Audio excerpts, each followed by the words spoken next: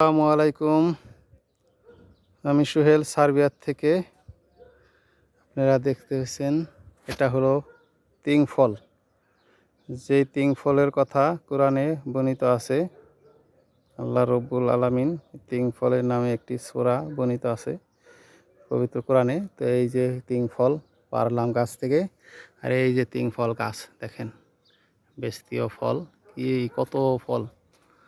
এই যে পাকতেছে, দুইটা একটা করে পাকে, আমরা প্রতিদিনই ছিঁড়ে ছিঁড়ে খাই। দেখেন কত বড় গাছ। সার্বিয়াতে প্রত্যেক বাসায়, আর কিছু থাক বা না থাক, প্রত্যেক বাসায় এই তিং ফল দুই একটা আছে গাছ। দেখেন এই দেশে কেউ এগুলি খায় না, ওরা এই আমরা খাই। ওরা মার্কেট থেকে শুকনাটা কিনা খায়, কিন্তু এটা খায় না।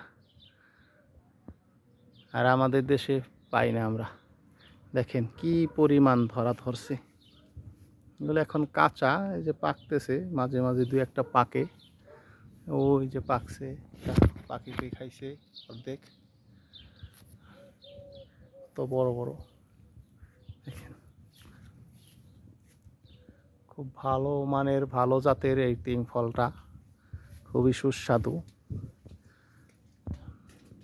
ওই যে পাকতেছে একটা বড় বড়। তো এই যে আমার হাতে আছে। তো ওকে, সবাই ভালো থাকবেন। আল্লাহ হাফেজ।